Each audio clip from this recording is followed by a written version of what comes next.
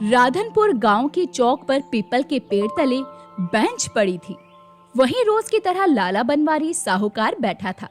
सफेद धोती, चमचमाता कुर्ता और बड़ी मूछें ताने हुए, हाथ में मोटी सी बहियों की किताब जिसमें गांव वालों का कर्ज लिखा करता।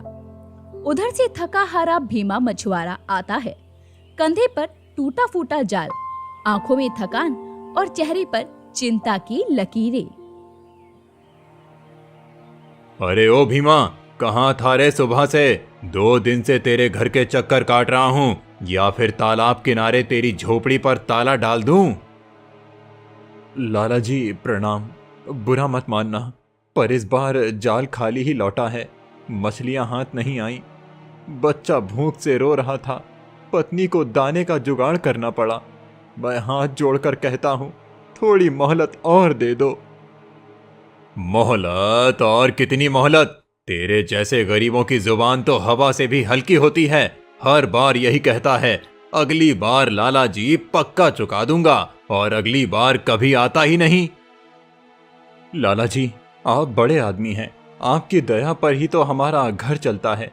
सोचिए, अगर इस बार जाल सही चलता तो सबसे पहले आपका कर्जा चुकाता, पर किस्मत रूठ गई। एक मौका और दे दीजिए, मछली का सीजन आने ही वाला है, तब तक सब हिसाब बराबर कर दूंगा। गांव के कुछ लोग पास खड़े तमाशा देख रहे थे। सब जानते थे कि बनवारी साहूकार का कर्ज ऐसा फंदा है जिसमें फंसा तो फिर निकलना मुश्किल है।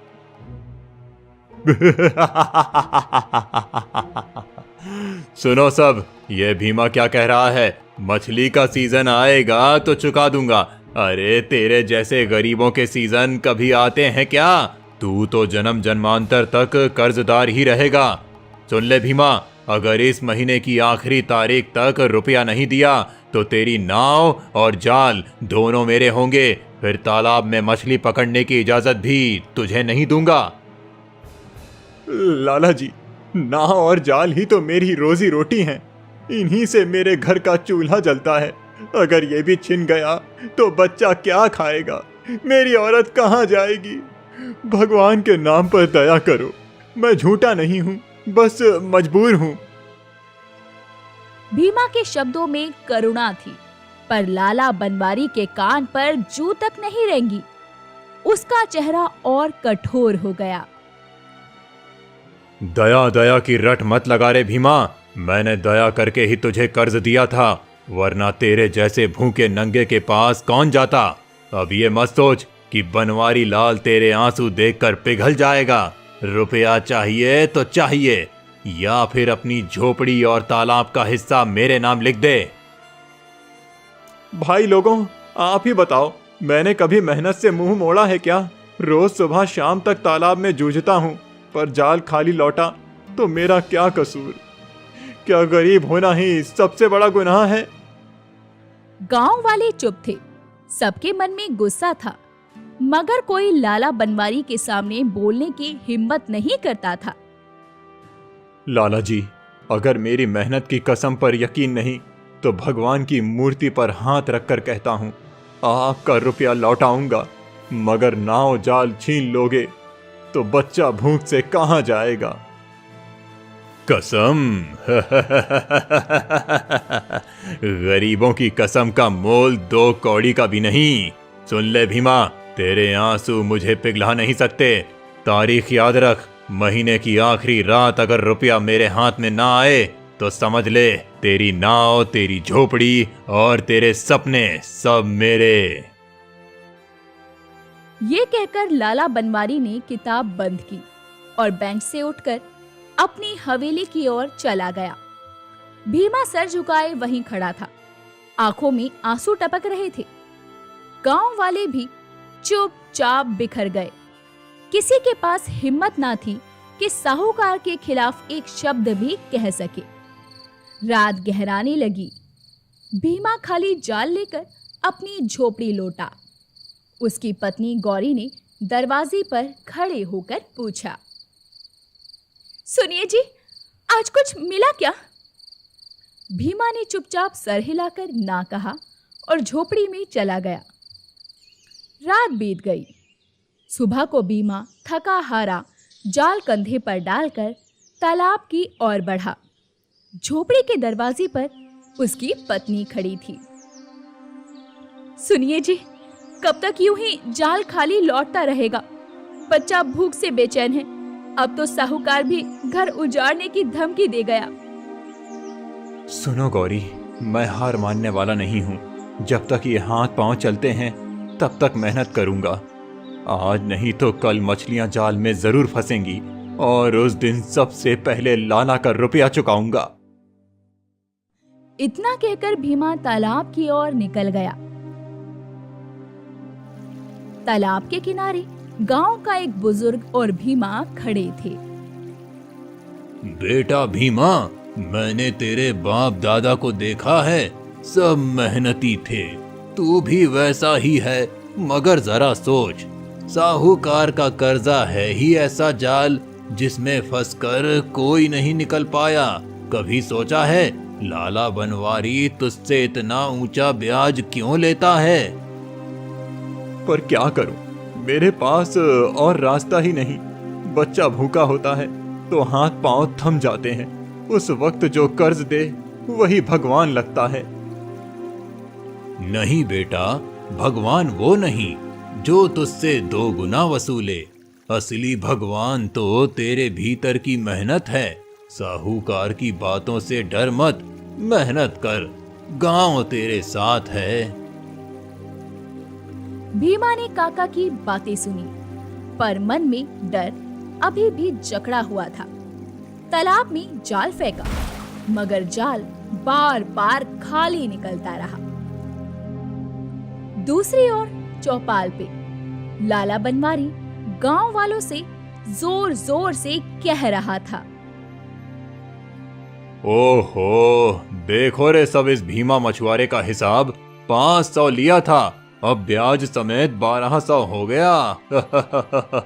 गरीबों का पसीना तो सस्ता होता है, मगर ब्याज आग की तरह है। लाला जी, ब्याज तो बहुत ज्यादा हो गया। भीमा बेचारा मेहनती है, थोड़ी नरमी बरतो। क्या कहा? नरमी? अरे नरमी करके ही तो मैं बर्बाद हो जाऊंगा। याद रखो, बनवारी लाल के बहियों में लिखा एक एक अंश लोहे की लकीर है। कर्ज लिया है तो पसीना बहाकर भी चुकाना तो पड़ेगा।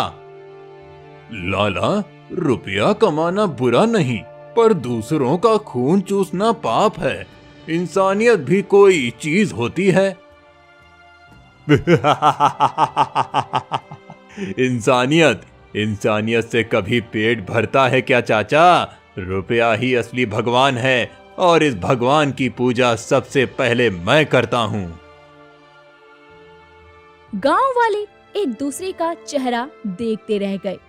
कोई आगे नहीं बोला। बनवारी साहूकार के चेहरे पर और भी घमंड झलकने लगा। शाम को भीमा खाली हाथ थका हारा घर लौटा। झोपड़ी में गौरी उसकी राह देखकर बैठी थी। आज भी जाल खाली निकला गौरी। लगता है किस्मत ने मुंह फेर लिया है।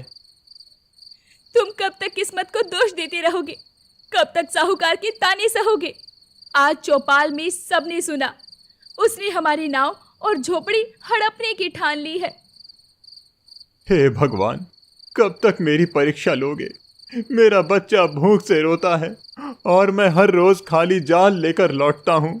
क्या गरीबों का मेहनत करना ही पाप है? भीमा की आंखों से आंसू बहने लगे। अगले दिन दोपहर का समय था।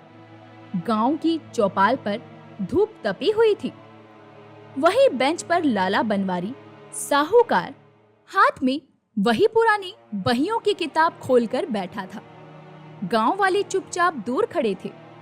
तभी भीमा मछुआरा वहां पहुंचा। कंधे पर टूटा जाल, माथे पर पसीना, आंखों में थकान। आ गया रे भीमा, बहुत दिन से इंतजार कर रहा था। बोल, रुपया लाया है या फिर आज ही तेरी नाव झोपड़ी का हिसाब बराबर कर दूं? लाला जी, जाल रोज डालता हूं पर हाथ खाली ही लौटता है। मछली जैसे मुझसे रूठ गई हो। बच्चा भी भूख से बेचैन है, पत्नी भी आंसू बहा रही है। मेरी आपसे हाथ जोड़कर विनती है, थोड़ा और वक्त दे दो। सुन रहे हो सब, ये भीमा कहता है मछली रूठ गई है। अरे गरीब, तेरी किस्मत ही रूठी है। और सुन, मैं कोई दया का दरिया नहीं हूँ।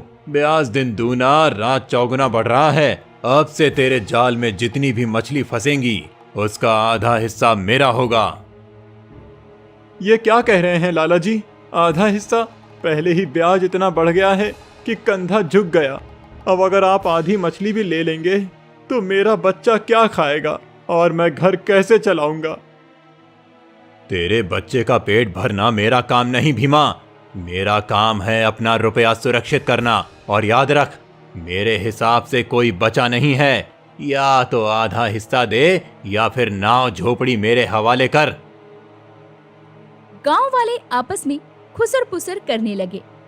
सबको बनवारी की ये शर्त नाइंसाफी लगी, मगर कोई खुलकर बोलने की हिम्मत ना कर पाया। लाला, ये ठीक नहीं कर रहे। भीमा पहले से ही कर्ज में डूबा है। अब उसका मछली का हिस्सा भी छीन लोगे तो वो जिएगा कैसे? पैसा कमाना बुरा नहीं, मगर दूसरों की रोटी छीन लेना तो पाप है। ओ चाचा, तुम अपने काम से काम रखो।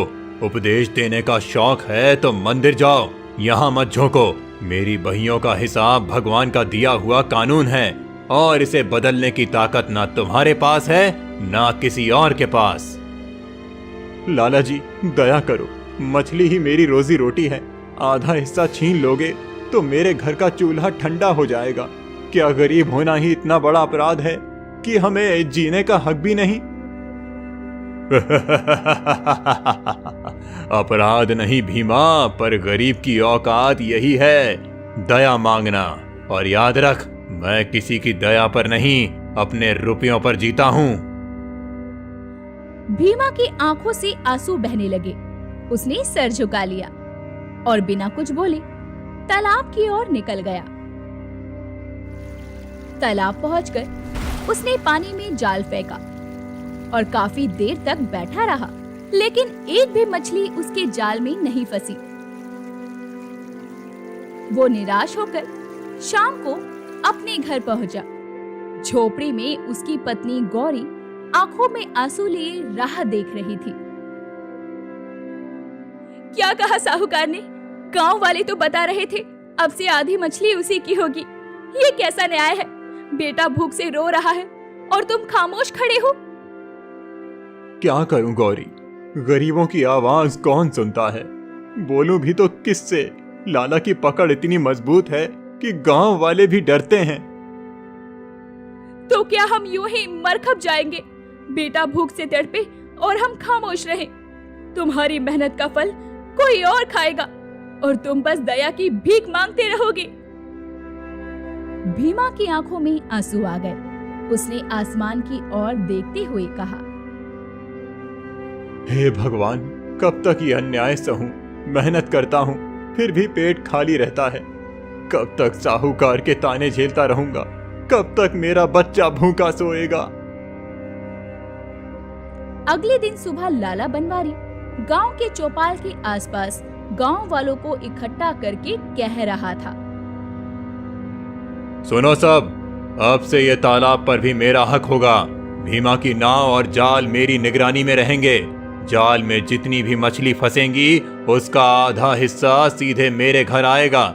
जो किसी को मंजूर ना हो वो गांव छोड़ दे।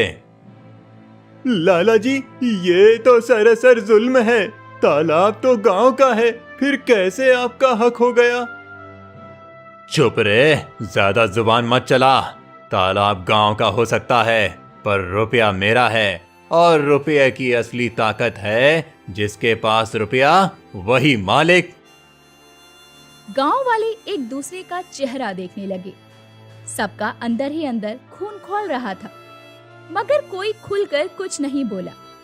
साहूकार का आतंक ऐसा था कि सबकी जुबान बंद हो गई। दोपहर को तपती गर्मी में भीमा तालाब के किनारे बैठकर अपने टूटे जाल को बार बार सुलझा रहा था। चेहरे पर थकान और बेबसी की लकीरें गहरी हो चुकी थी। और उधर साहूकार लाला बनवारी अपनी हवेली में आराम कुर्सी पर बैठा था और पास में उसकी गोदाम का मुनीम खड़ा था। देखा मुनीम जी, अब तालाब पर भी मेरा हक हो गया। भीमा का आधा हिस्सा सीधे मेरे घर आ रहा है। रुपया ही असली ताकत है। जिसके पास रुपया है वही गांव का मालिक है। सही कहते हो लाला जी, पर थोड़ा डर भी लगता है। गांव वाले भीतर ही भीतर खौल रहे हैं, कहीं एक दिन सब मिलकर उठ खड़े हुए तो। चुप रहे मुनीम। गरीबों की क्या औकात कि बनवारी लाल के सामने खड़े हों। ये सिर्फ बड़बड़ा सकते हैं मगर बोलने की हिम्मत किसी में नहीं। जब तक रुपया मेरे पास है गांव मेरी मुट्ठी में है। उधर तालाब किनारे भीमा अपने जाल को पानी में डाल रहा था। तभी अचानक आकाश में काले बादल छा गए। हवा तेज होने लगी। तभी उसकी पत्नी डरते हुए तालाब किनारे पहुंची। सुनिए जी, आज जाल मत फेंको, तूफान उठ रहा है। नाव डूब गई तो क्या होगा? गौरी, अगर आज भी खाली लौटा तो बच्चा भूख नहीं सहेगा और साहूकार ने भी धमकी दे दी है। अब डरने का वक्त नहीं, जाल डालना ही होगा। भीमा नाव लेकर गहरे पानी में चला गया। लहरें ऊंची उठने लगी, बिजली गरज रही थी। उसने पूरी ताकत से जाल डाला, मगर उसी वक्त नाव का संतुलन बिगड़ गया। अरे भगवान, नाव डूब रही है, कोई बचाओ! गांव के लोग दौड़कर किनारे पहुंचे।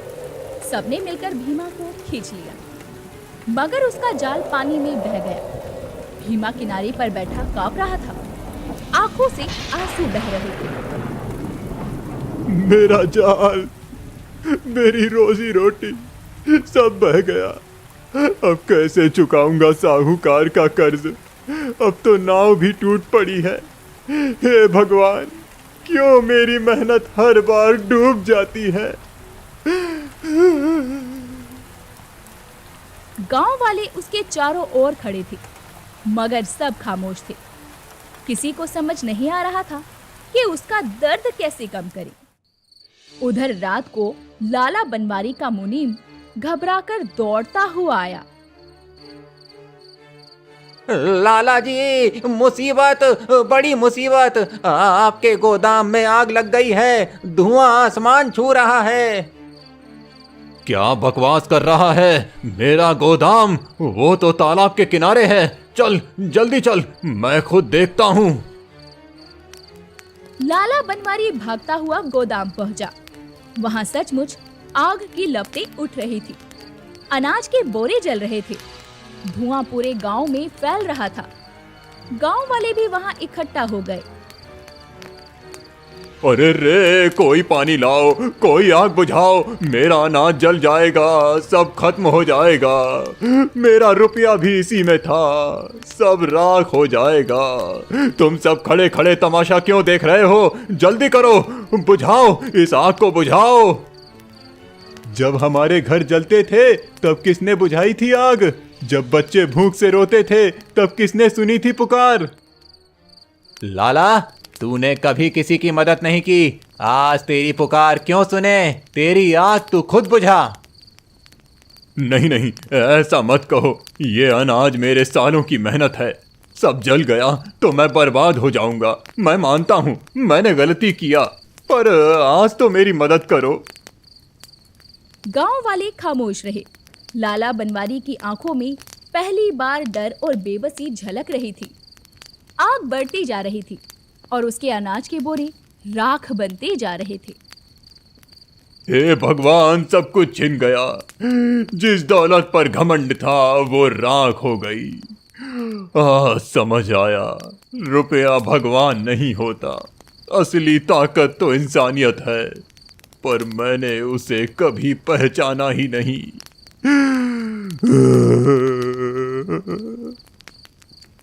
लाला, आज तू हमसे मदद मांग रहा है, जब हमारा घर भूख से जलता था तब तूने एक दाना तक नहीं दिया। जब हमारे बच्चे रोते थे तूने हंसकर ब्याज मांगा। अब तेरा घर जला है तो हम क्या करें? हाँ भाई, मानता हूँ मैंने गलत किया। लालच ने मुझे अंधा कर दिया था। मैंने सिर्फ रुपया ही भगवान समझा, इसीलिए भूल गया। आज देखो वही रुपया राख हो गया। भीमा मछुआरा भी वहां पहुंचा। उसके चेहरे पर डर और क्रोध दोनों था। लाला, जब मैं भूख प्यास से तेरे पास आया था तभी तूने ताने दिए। जब मेरे बच्चे ने दूध मांगा तूने ब्याज बढ़ा दिया। जब मैंने नाव और जाल बचाने की भीख मांगी तूने कहा गरीबों की कसम का कोई मोल नहीं। आज तू गिड़गिड़ा रहा है, बता तेरे आंसुओं का मोल क्या है? भीमा, मुझे माफ कर दे। तेरे साथ मैंने बहुत नाइंसाफी की है। तेरा दर्द मैं समझ ही नहीं पाया। आज जब मेरी दौलत राख हो गई तब समझ आया कि भूख और बेबसी कैसी होती है। लाला, आज तेरे सामने पूरा गांव खड़ा है। ये वही लोग हैं जिन्हें तूने सालों तक लूटा। अगर ये चाहें तो आज तुझे अकेला छोड़ दें, मगर गांव का संस्कार यही है, बुराई का जवाब बुराई से नहीं, इंसानियत से देना चाहिए। लेकिन ये मत भूलना लाला, हम तेरी मदद करेंगे पर तुझे बदलना होगा। अब से तू गरीबों का खून नहीं चूसेगा, मेहनत की कमाई पर डाका नहीं डालेगा। भीमा आगे बढ़ा। उसकी आंखों में आंसू थे पर चेहरे पर दृढ़ता भी थी। लाला, मेरी नाव टूटी, जाल बह गया, मैं भी खंडहर हो चुका हूँ। फिर भी अगर तू सच्चे दिल से बदलना चाहता है तो मैं तुझे अकेला नहीं छोड़ूंगा। मैंने भूख देखी है, अपमान सहा है, मैं जानता हूँ कोई अकेला इनसे नहीं लड़ सकता। भीमा, क्या सच में तू मेरी मदद करेगा जबकि मैंने तेरा सब कुछ छीना? तेरा किया हुआ जुल्म मैं भूला नहीं हूँ, मगर मेरी माँ ने कहा था बुराई का जवाब अगर भलाई से दो तो दुश्मन भी बदल जाता है। अगर गांव वाले तैयार हों तो हम तेरी आग बुझाने में मदद करेंगे। गांव वालों ने एक दूसरे की ओर देखा। कुछ गुस्से में थे पर सबके दिल में भीमा की बात गूंज गई। ठीक है लाला, हम आग बुझाएंगे, लेकिन याद रख ये आखिरी बार है जब गांव तेरे साथ खड़ा है। अगर इसके बाद भी तू अपनी आदत से बाज नहीं आया तो पूरा गांव तुझे अकेला छोड़ देगा।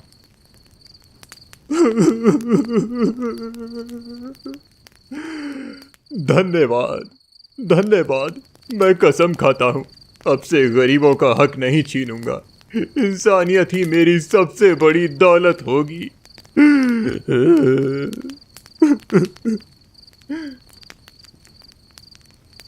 गांव वाले मिलकर आग बुझाने लगे। भीमा भी अपनी टूटी नाव की परवाह किए बिना पानी भर भर कर लाता रहा। धीरे धीरे लपटें शांत हुई।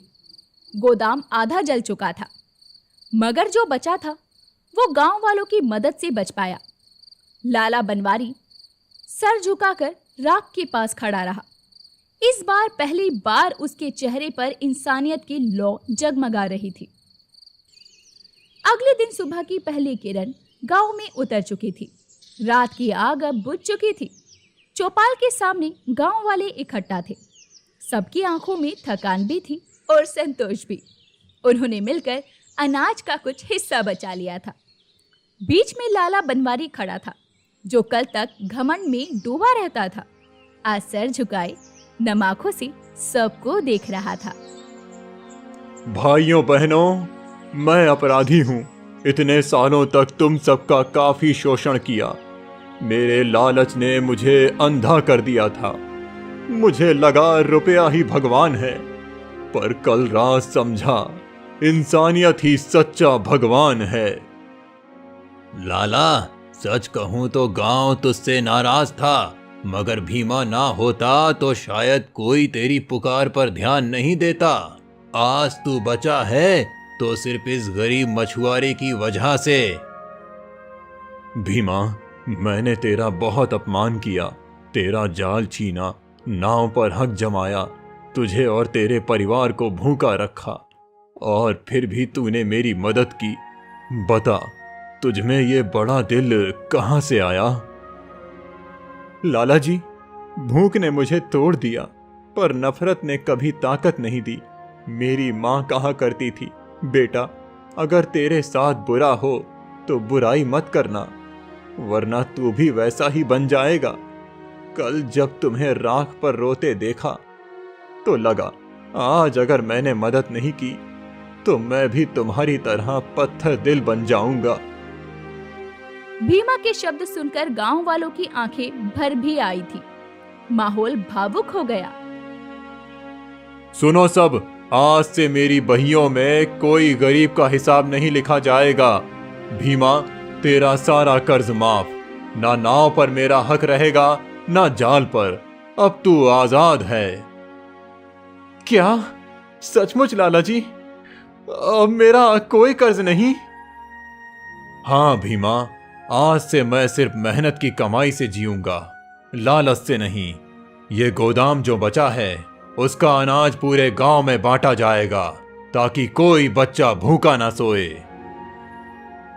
गांव वाले खुशी से झूम उठे। चौपाल पर तालियां और जय जयकारी गूंजने लगे। देखो भाइयों, ये है असली दौलत, एक दूसरे का साथ, इंसानियत और भलाई। रुपया मिट्टी है, पर नेकी हमेशा जिंदा रहती है। भीमा, क्या अब तू मुझे दुश्मन नहीं, दोस्त मान लेगा? लाला जी, आज से आप मेरे भाई हो। कल तक आपके लालच ने मुझे तोड़ा था, मगर आज आपकी इंसानियत ने मुझे जोड़ दिया। तालाब के किनारे सूरज की किरणें चमक रही थी। गांव की चौपाल पर अब डर नहीं, बल्कि खुशी और अपनापन था। लाला बनवारी ने लालच छोड़कर इंसानियत की राह पकड़ी। भीमा मछुआरा अपनी टूटी नाव और बचे हुए जाल के साथ फिर तालाब की ओर बढ़ा, मगर इस बार उसके दिल में कोई डर नहीं था। तो दोस्तों, ऐसी ही अनोखी और रस भरी कहानियां देखने के लिए हमारे चैनल को सब्सक्राइब करें।